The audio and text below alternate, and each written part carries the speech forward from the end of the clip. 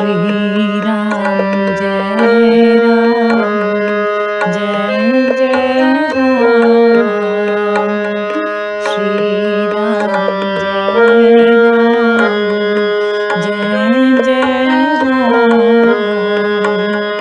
श्री राम जय राम जय जय राम। श्री राम जय राम जय जय राम। श्री राम जय राम जय जय राम। श्री राम जय राम जय जय राम। कैसे बाबा जी बेचैन थे, कैसे उस माँ के पास दौड़कर जाना पड़ा जो उनके लिए भक्ति पूर्वक अपने हाथों से भोजन तैयार कर उनकी प्रतीक्षा कर रही थी। उनकी यात्रा उस समय वहीं स्थगित हो गई और वे हल्द्वानी अगले दिन लौट आए। जो भी व्यक्ति बाबा जी की यात्राओं में उनके साथ कभी भी गए थे, सभी ने अपने ढंग से उसका आनंद प्राप्त किया। यह आनंद प्राप्ति करने में भिन्नता साथ में रहने वालों की रुचि अथवा उनकी पसंद और नापसंद अथवा बाबा जी के प्रति निकटता और दूरी के कारण नहीं था, वरन भक्तों के कथनानुसार बाबा जी जिसे जैसा आनंद अनुभव कराना चाहते थे उसे वैसा ही अनुभव हुआ, इस इच्छा के कारण थी। यह बाबा जी की कार्यशैली थी। जो भी जिस रूप और मात्रा या पात्रता से आनंद अनुभव चाहता था, उसे तदनुसार ही अनुभूति कराने की बाबा की शैली थी। सत्संगों में जब पुराने भक्तों से बातें होती थी तो सभी का एक मत ये होता था कि ये अनुभव सभी के लिए मूल्यवान थे, जीवन के अनोखे अनुभव थे। अनुभव कभी कभी एकदम विपरीत होते थे और उसके विचार अपने ही ढंग के होते थे। उन्हें बाबा जी के साथ पहाड़ियों और पर्वतों में जाना अधिक पसंद था। शहरों और नगरों में जाने में उनको उत्साह नहीं था। वे कहा करते थे कि जब वे बाबा जी के साथ गाड़ियों में यात्रा कर रहे होते हैं तो उसे अपने ऊपर नियंत्रण रखकर बातें करनी होती थी। उसे भय रहता था कि उसकी बातों से सहयात्रियों को उनकी यानी बाबा जी की पहचान न हो जाए। उसे बाबा जी के साथ अपरिचित जैसा व्यवहार करना पड़ता था। ये जीवन के लिए कठोर अनुशासन था। नगर के भक्तों के यहाँ जाकर और जब बाबा जी लोगों से मिल रहे होते तो वहां जाकर ड्राइंग रूम में बैठे रहना जीवन को पसंद नहीं था। वे दूर अथवा कोने में लापरवाह दर्शक की भांति बैठे रहते थे। ये उस अनुभव से एकदम भिन्न अनुभव होता था जब वह पहाड़ों के सरल भक्तों के बीच बैठे होते थे।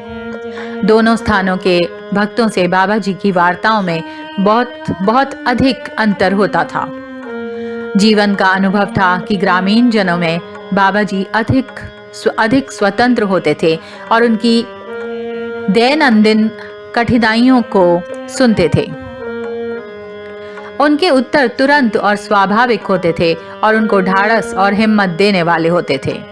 बाबा कहते थे, उनका कार्य अवश्य होगा, उत्तरदायित्व पूरे होंगे, उन्हें संतोष रखना चाहिए, जैसा भी हो रहा है उससे घबराएं नहीं, भगवान में विश्वास रखें।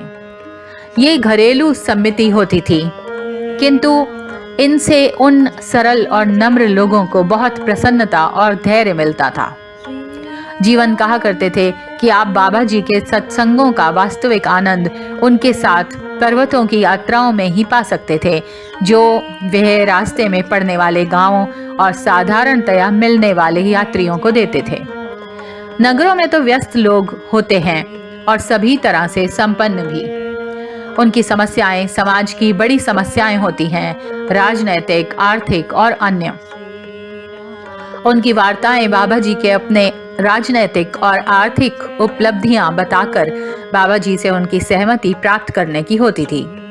कभी कभी लोगों की प्रवृत्ति बाबा जी से अपनी चतुराईपूर्ण समस्याओं का समाधान पूछने की होती थी। बाबा जी के पास उनको भी खुश करने और उनकी जिज्ञासा शांत करने के अपनी तरकीबें होती थी। किसी को उपेक्षित अथवा निराशा का अनुभव नहीं होने देते थे। एक जाड़े की ऋतु में बाबा जी इलाहाबाद में थे और हम उनके साथ रहने का आनंद ले रहे थे। उन्हें एक दिन पटना जाना पड़ा। सामान्यतः ऐसा होता था कि किसी को पहले से उनकी यात्रा का पता नहीं होता था। उनके लिए यह सरल था क्योंकि किसी प्रकार की तैयारी तो करनी नहीं होती थी। हम उनके सामने उनके जाने के समय खड़े थे। उन्होंने जीवन की ओर देखा और साथ चलने को कहा।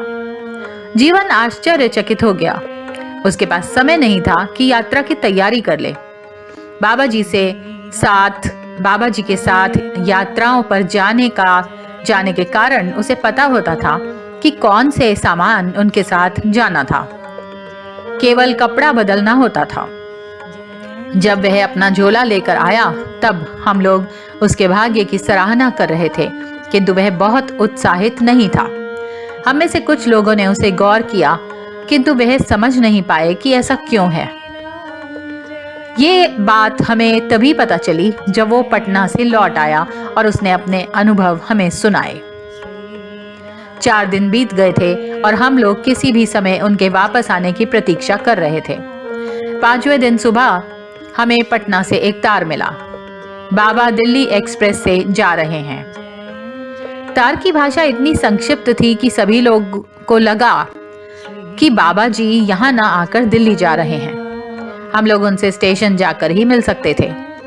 हम स्टेशन जाने की तैयारी कर ही रहे थे कि रमेश और कांति हमारे साथ चलने के लिए आए।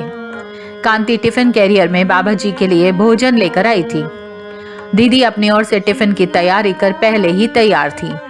हम सभी चलने को तैयार थे। महिलाओं को खाने के साथ देखकर मेरे मन में ये बात आई कि बाबा जी इसी बात को लेकर उनकी यात्रा स्थगित करने का मेरा प्रयास निष्फल कर देंगे। इसलिए मैंने महिलाओं से कहा कि वे मेरे साथ न चलें। मैं और रमेश स्टेशन अकेले जाएंगे। मैंने उनसे अपनी मन की बात बताकर उन्हें समझाया। मैंने कहा, मैं और भांजा रमेश साथ मिलकर शक्तिशाली सिद्ध होऊंगा। यदि आप लोग घर पर रुकेंगी तो हम बाबा जी को घर ला सकेंगे। वे राजी हो गई और हम स्टेशन चले गए। जब हम स्टेशन पर पहुंचे तब गाड़ी आ चुकी थी। हम उनके डिब्बे की ओर बढ़े और देखा कि वह बैठे डिब्बे में अकेले हैं। जीवन वहां नहीं था। उन्होंने स्वाभाविक जानकारियां प्राप्त करनी प्रारंभ कर दी। क्या तुम्हें मेरा तार मिला? तब तुमने क्या किया? जब तुम्हें पता लगा कि मैं दिल्ली जा रहा हूं और यहाँ नहीं उतर रहा हूं तो लोगों ने क्या कहा?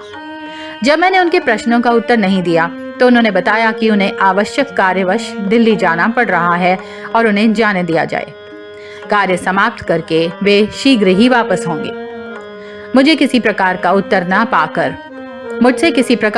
ना पाकर उन्होंने रमेश से पूछा, जिसने उन्हें बताया कि आपका दिल्ली जाना सुनकर कैसे लोग हतोत्साहित हो गए और कैसे कांति और दीदी ने आपके लिए भोजन बनाया था और सब स्टेशन पर आने के लिए तैयार थे। तब क्या हुआ? वे क्यों नहीं आई? रमेश ने उत्तर दिया कि मैंने उन लोगों को साथ न चलने के लिए ये कहकर फुसलाया कि हम और मामा मिलकर ज्यादा शक्तिशाली सिद्ध होंगे। ये उस समय बताया जा रहा था जब गाड़ी सीटी दे चुकी थी और चलने ही वाली थी। बाबा जी ट्रेन से लगभग कूद से गए।